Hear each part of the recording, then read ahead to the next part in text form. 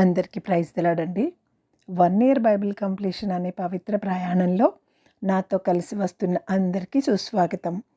83వ రోజైన మార్చి 24వ తేదీ వాక్యాంశాలు 2వ సమూయేలు గ్రంథము 4 నుంచి 6 అధ్యాయాలను ప్రార్థనాపూర్వకంగా మొదలు పెడదాం.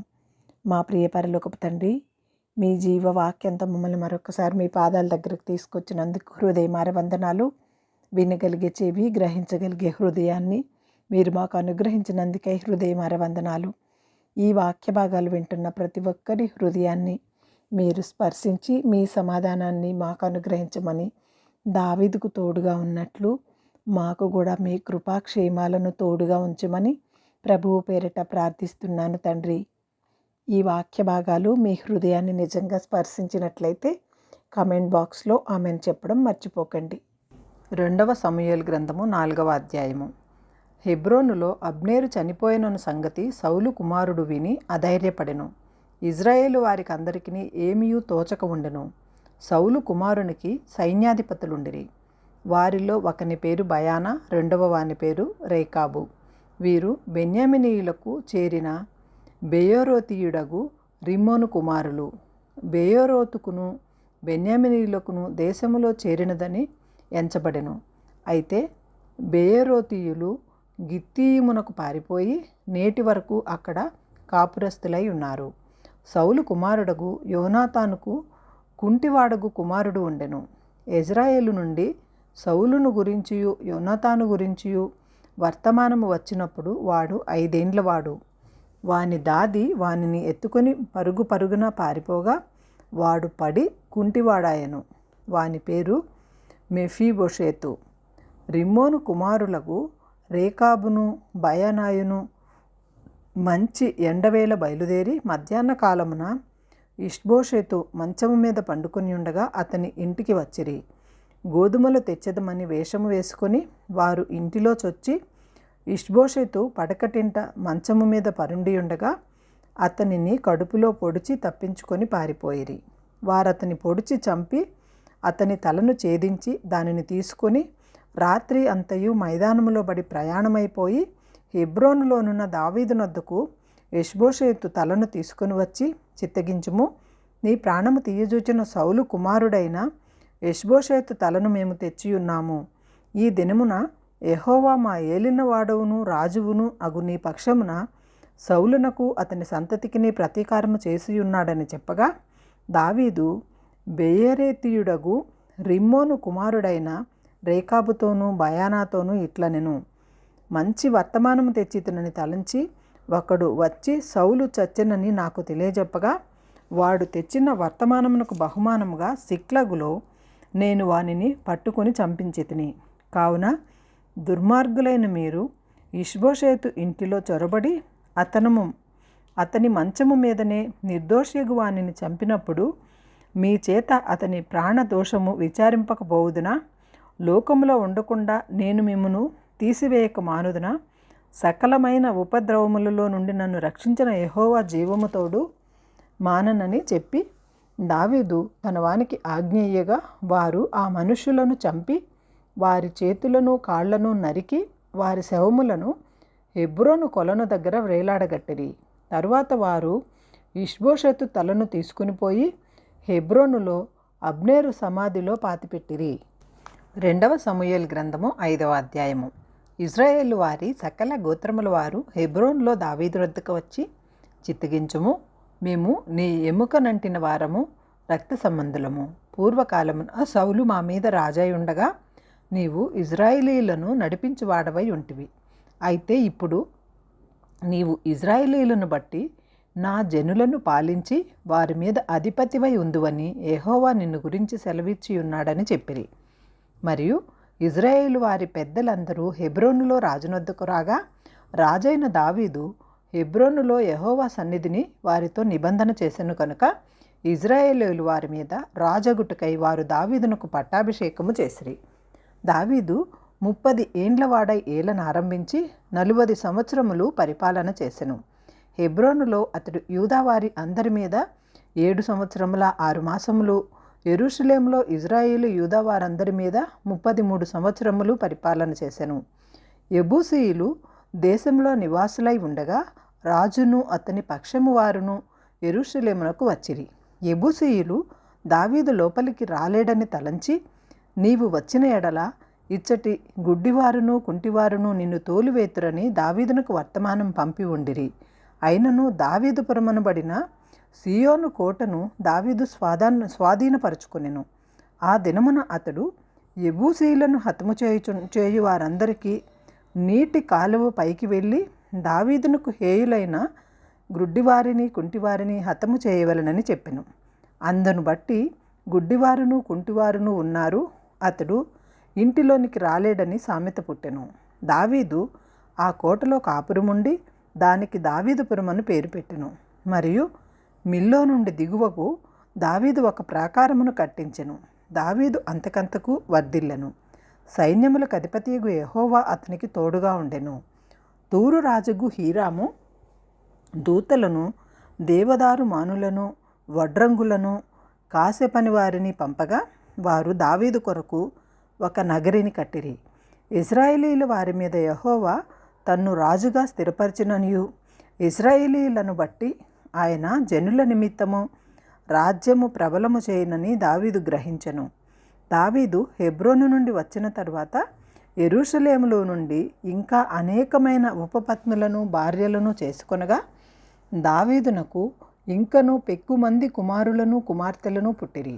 యెరూషలేములో అతనికి పుట్టిన వారెవరనగా షమ్ము, యెషోబాతు, నాతాను, సొలొమోను, ఇబారు, ఎలీషువ, నెఫేగు, ఎఫీయా, ఎలీషామా, ఎల్యేదా, ఎలీఫేలేటు అనువారు. జనులు ఇశ్రాయేలీయుల మీద రాజుగా దావీదునకు పట్టాభిషేకము చేసిరని ఫిలిష్తీయులకు వినబడినప్పుడు దావీదును పట్టుకొనుటకై ఫిలిష్తీయులందరూ వచ్చిరి. దావీదు ఆ వార్త విని ప్రాకార స్థలమునకు వెళ్ళిపోయెను. ఫిలిష్తీయులు దండెత్తి వచ్చి రెఫాయీము లోయలో వ్యాపింపగా దావీదు, నేను ఫిలిష్తీయులకు ఎదురుగా పోయేదనా, వారిని నా చేతికి అప్పగింతువా అని యెహోవా వద్ద విచారింపగా, పొమ్ము, నిస్సందేహముగా వారిని నీ చేతికి అప్పగింతునని యెహోవా సెలవిచ్చెను. కాబట్టి దావీదు బయల్బెరాజీమునకు వచ్చి అచ్చట వారిని హతము చేసి జల ప్రవాహములు కొట్టుకుని పోవునట్లుగా యెహోవా నా శత్రువులను నా ఎదుట నిలువకుండా నాశనము చేసిననుకొని ఆ స్థలమునకు బయల్బెరాజీమను పేరు పెట్టెను. ఫిలిష్తీయులు తమ బొమ్మలను అచ్చట విడిచిపెట్టి పారిపోగా దావీదును అతని వారును వాటిని పట్టుకొనిరి. ఫిలిష్తీయులు మరలా వచ్చి రెఫాయీము లోయలో వ్యాపింపగా దావీదు యెహోవా వద్ద విచారణ చేసెను. అందుకు యెహోవా, నీవు వెళ్ళవద్దు, చుట్టూ తిరిగిపోయి కంబళి చెట్లకు ఎదురుగా వారి మీద పడుము. కంబళి చెట్ల కొనలను చప్పుడు వినగానే ఫిలిష్తీయులను హతము చేయుటకై యెహోవా బయలుదేరుచున్నాడు గనుక అప్పుడే నీవు త్వరగా బయలుదేరవలెనని సెలవిచ్చెను. దావీదు యెహోవా తనకు ఆజ్ఞాపించిన ప్రకారము చేసి గెబ నుండి గెజేరు వరకు ఫిలిష్తీయులను తరుముచు హతము చేసెను. 2 సమూయేలు గ్రంథము 6వ అధ్యాయము.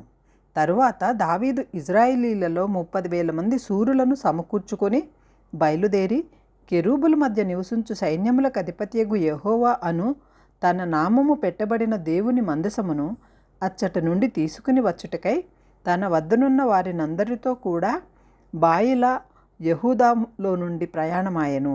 వారు దేవుని మందసమును కొత్త బండి మీద ఎక్కించి గిబియాలోనున్న అబీనాదాబు యొక్క ఇంటిలో నుండి తీసుకొని రాగా అబీనాదాబు కుమారులకు ఉజ్జాయును అహ్యాయును ఆ కొత్త బండిని తోలిరి.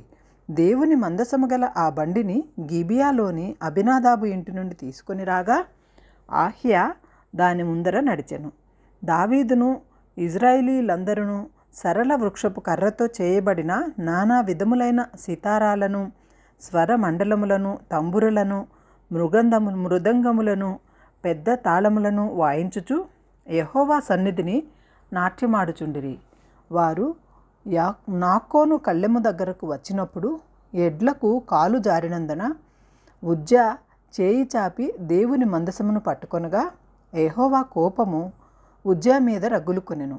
అతడు చేసిన తప్పును బట్టి దేవుడు ఆ క్షణమందే అతన్ని మొత్తగా అతడు అక్కడనే దేవుని మందసమునొద్ద పడి చనిపోయెను. యెహోవా ఉజ్జాకు ప్రాణోపద్రవమును కలుగజేయగా దావీదు వ్యాకులపడి ఆ స్థలమునకు ఫెరేజ్ ఉజ్జ అని పేరు పెట్టెను. నేటికది దానికిని అదే పేరు. ఆ దినమున యెహోవా మందసము నా వద్ద ఎలాగుండుననుకొని దావీదు యెహోవాకు భయపడి యెహోవా మందసమును దావీదుపురములోనికి తన వద్దకు తెప్పింపనొల్లక గిత్తీయుడగు ఓబేదెదోము ఇంటి వరకు తీసుకుని అచ్చట ఉంచెను. యెహోవా మందసము 3 నెలలు గిత్తీయుడగు ఓబేదెదోము ఇంటిలో నుండగా యెహోవా ఓబేదెదోమును అతని ఇంటి వారినందరినీ ఆశీర్వదించెను. దేవుని మందసము ఉండుట వలన యెహోవా ఓబేదెదోము ఇంటి వారికి కలిగిన దానినంతటిని ఆశీర్వదించుచున్నాడను సంగతి దావీదునకు వినబడగా దావీదు పోయి దేవుని మందసమును ఓబేదెదోము ఇంటిలో నుండి దావీదుపురమునకు ఉత్సవముతో తీసుకుని వచ్చెను. ఎట్లనగా యెహోవా మందసమును మోయివారు 6 అడుగులు సాగగా ఎద్దు ఒకటియు కొవ్విన దూడ ఒకటియు వధింపబడెను. దావీదు నారతో నేయబడిన ఏఫోదును ధరించిన వాడై శక్తి కొలది యెహోవా సన్నిధిని నాట్యమాడుచుండెను. ఈలాగున దావీదును ఇశ్రాయేలీయుల వారందరూ ఆర్భాటముతోనూ బాకా నాదములతోనూ యెహోవా మందసమును తీసుకుని వచ్చిరి. యెహోవా మందసము దావీదుపురమునకు రాగా సౌలు కుమార్తెయగు మీకాలు కిటికీలో నుండి చూచి యెహోవా సన్నిధిని గంతులు వేయుచు నాట్యమాడుచు ఉన్న దావీదును కనుగొని తన మనస్సులో అతన్ని హీనపరచెను.